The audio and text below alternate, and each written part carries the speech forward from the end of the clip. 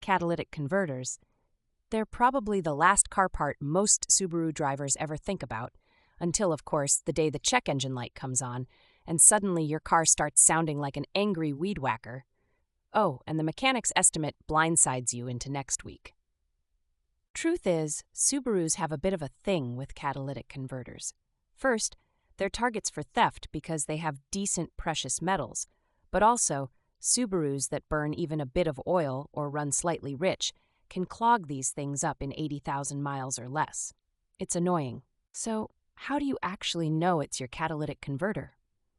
Well, if your car is putting out less power, maybe sounding like you're dragging tin cans, and the OBD2 scanner reads P0420 or something similar, bingo. That code basically means your catalytic converter threw in the towel.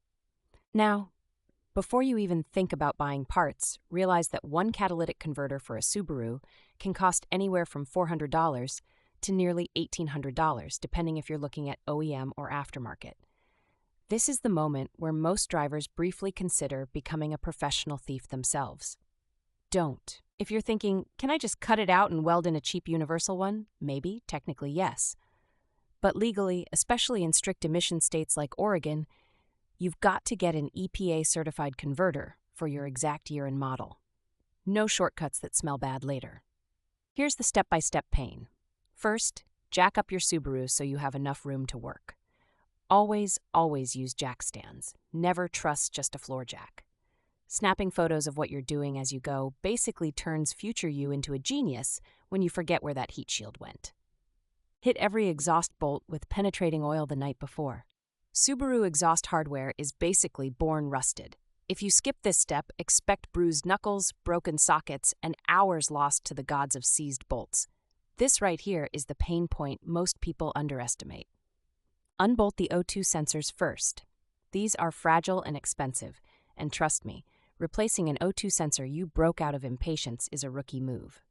Use the proper O2 sensor socket. If it's really stuck, heat is your friend, not brute force. Finally, start unbolting the converter itself. Older Subarus sometimes have a Y-pipe setup, so there are flanges at both ends. Get help holding everything steady. The last bolt usually stays as a memento just to make you question all your life choices. Take the old cat out, compare it side by side with your new one. Any difference in bends or flange angles, stop and recheck your order. Many people get the wrong part. This is where all those photos you took now save the day. Bolt the new catalytic converter in, starting by loosely threading all bolts before tightening. This helps align everything without warping flanges or fighting tension. It's weirdly satisfying when all the rattles and scraping noises disappear. Once it's in, reattach the heat shields if you took them off. A lot of people leave them off for convenience and regret it the first time their floor mat catches on fire. Don't be that guy. It's a 5-minute step that prevents months of embarrassment. Last, plug the O2 sensors back in, clear the codes with your scan tool, and start the car. Listen for leaks. Test drive. If the check engine light comes back right away, yeah, you might have crossed up an O2 connector, or it's time to trade up.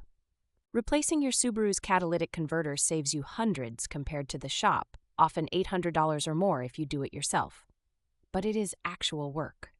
Take it slow, treat every seized bolt as a personal nemesis, and savor the moment when your Subaru purrs back to life.